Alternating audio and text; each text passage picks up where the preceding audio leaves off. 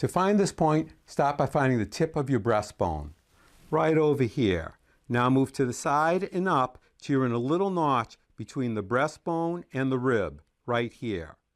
Next, move over to your right under the nipple, right here. You'll be between two ribs.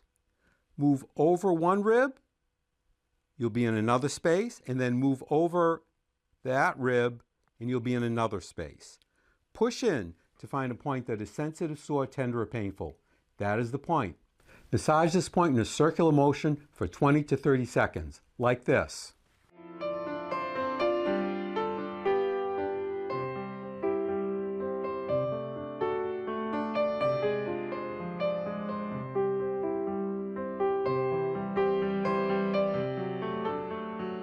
Or if you have a Tei Shin, you can pulse it 25 times like this.